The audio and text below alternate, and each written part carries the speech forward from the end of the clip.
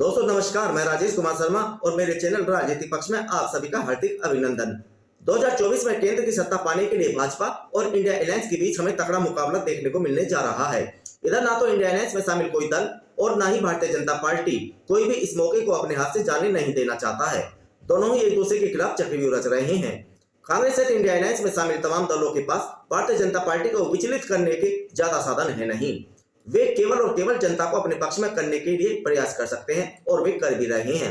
जबकि भारतीय जनता पार्टी के पास आज भी अनेक ऐसे अस्त्र मौजूद हैं जिनका विकल्प विपक्ष के पास, विशेषकर इंडिया अलायंस के पास है नहीं। ये वे अस्त्र हैं जो आने वाले दिनों में और भी ज्यादा तबाही इंडिया अलायंस में मचाने वाले हैं। लेकिन दोस्तों, इंडिया अलायंस ने भी भाजपा के इन प्रमुख अस्त्रों को नेस्तनाबूद करने के लिए अपना चक्रव्यूह रच दिया है। दोस्तों, इसी 22 जनवरी को राम मंदिर का भव्य उद्घाटन होने जा रहा है और यह भाजपा का ऐसा अस्त्र है जिसकी काट विपक्ष के पास है नहीं। हिंदुत्व और राम मंदिर के प्रति आस्था का जब प्रश्न सामने आता है तो बड़े बड़े मुद्दे भारतीय राजनीति में धराशायी हो जाते हैं। नरेंद्र मोदी की प्रखर हिंदुत्ववादी छवि के बल पर भाजपा एक बार फिर केंद्र की सत्ता पर काबिज होने के लिए बेकरार है और उनकी इस बेकरारी उनके आगामी लोकसभा चुनाव के नए नारे अब की बार 400 पार, तीसरी बार मोदी सरकार से समझी जा सकती है। लेकिन मोदी जी और अमित शाह, भाजपा के दोनों बड़े नेता, केवल हिंदुत्व या राम मंदिर के भरोसे है नहीं, वे चारों ओर से विपक्ष को घेरते हुए उनमें बिखराव की स्थिति भी पैदा कर रहे हैं। राजनीति का अपना एक असूल है कि जो मार्ग सत्ता तक पहुंचाता है उस मार्ग को चुन लेने में ही बेहतरी है। इसलिए इंडिया अलायंस में जो भी प्रमुख चेहरे हैं उनकी घेराबंदी करने की कोशिशें भाजपा की मोदी सरकार ने तेज कर दी है। सच कहें तो केंद्र सरकार यानी भाजपा के पास ईडी, सीबीआई और इनकम टैक्स विभाग, ये 3 अवैध ऐसे हथियार हैं जिनसे विपक्ष लड़ेगा जरूर, लेकिन ये तीनों हथियार कहीं ना कहीं इंडिया अलायंस की नींव को कमजोर करेंगे। विपक्ष यानी इंडिया अलायंस में शामिल राष्ट्रीय जनता दल ने इसको लेकर अपना डर भी सबके सामने डाल दिया है। राष्ट्रीय जनता दल ने दावा करते हुए कहा है कि उसके पास विश्वसनीय जानकारी है कि केंद्र ने ईडी, सीबीआई और आईटी विभाग को राम मंदिर उद्घाटन तक भाजपा विरोधी नेताओं के खिलाफ अति सक्रिय रहने को कहा है।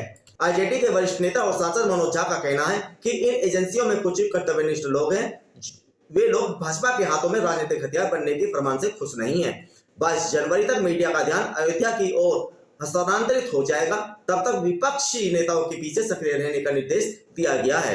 मनोज झा तो यह भी दावा करते हैं कि इस अवधि में इन एजेंसियों को दिल्ली, पंजाब, बिहार, झारखंड, पश्चिम बंगाल, तमिलनाडु और महाराष्ट्र जैसे राज्यों में विशेष रूप से सक्रिय रहने के लिए कहा गया है।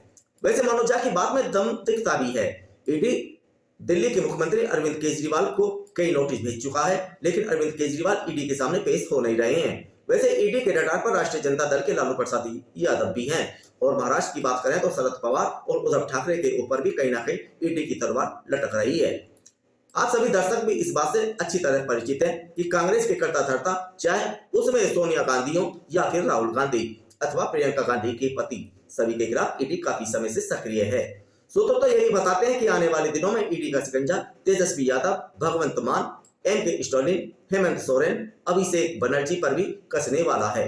दोस्तों, अभी मैंने जो नाम आपको गिनाए हैं ये सब इंडिया अलायंस में शामिल प्रमुख दलों के वरिष्ठ नेता हैं और ईडी का डर दिखाकर भारतीय जनता पार्टी कहीं ना कहीं इनको अपने रास्ते से हटाने का प्रयास कर रही है। भाजपा के रणनीतिकार अच्छी तरह जानते हैं कि इनमें से अगर ईडी के डर से 1-2 पार्टियां इंडिया अलायंस से अलग होती हैं तो विपक्षी एकता के तार-तार होने में देर नहीं लगेगी। लेकिन अलायंस में शामिल 2 प्रमुख नेता राहुल गांधी और अरविंद केजरीवाल भारतीय जनता पार्टी के रणनीतिकारों की इस चाल को सफल होने देना नहीं चाहते और ईडी को लेकर सबसे ज्यादा मुखर भी आजकल यही दोनों नेता हैं। दोनों ही अच्छी तरह जानते हैं कि जितना ज्यादा विरोध ईडी, सीबीआई सहित अन्य जांच एजेंसियों का भी करेंगे और इन मुद्दों को लेकर जनता के बीच जाएंगे तो उतना ही उनको राजनीतिक लाभ मिलने की संभावनाएं हैं। आम जनता की सहानुभूति पाने का प्लान भाजपा के साथ साथ कांग्रेस और आम आदमी पार्टी भी बनाने में जुट गई है और आने वाले दिनों में यदि कांग्रेस, आम आदमी पार्टी सहित इंडिया अलायंस में शामिल राजनीतिक दल ईडी, सीबीआई सहित जांच एजेंसियों के खिलाफ सड़कों पर उतरकर हल्ला बोलने लगे तो इसमें आश्चर्य नहीं होना चाहिए। सूत्र बताते हैं कि इंडिया अलायंस आजकल ईडी और सीबीआई सहित तमाम जांच एजेंसियों के दागदार और भाजपा के करीबी अधिकारियों एवं कर्मचारियों की लिस्ट तैयार कर रहा है और आने वाले दिनों में प्रेस कॉन्फ्रेंस करके न केवल इन जांच एजेंसियों को घेरा जाएगा बल्कि भाजपा को भी कटघरे में खड़ा किया जाएगा। सूत्र बताते हैं कि इसके बाद इस प्रकरण को आम पब्लिक के बीच ले जाया जाएगा ताकि दूध का दूध और पानी का पानी हो सके। लेकिन सच तो यह है कि जांच एजेंसियों के दागदार अधिकारियों के सहारे अब इंडिया अलायंस आम जनता की सहानुभूति पाने का प्लान बना रही है। अब इस प्लान में इंडिया अलायंस कितना सफल हो पाती है, इसके लिए हमें थोड़ा और इंतजार करना होगा। लेकिन यह भी सच है कि इस मुद्दे को यदि विपक्ष सही ढंग से जनता के बीच ले जाता है और जनता को यह विश्वास दिलाने में कामयाब हो जाते हैं कि वास्तव में मोदी सरकार इन जांच एजेंसियों का डर दिखाकर विपक्ष का उत्पीड़न कर रही है, तो मोदी सरकार को कटघरे में खड़ा होने में देर नहीं लगेगी।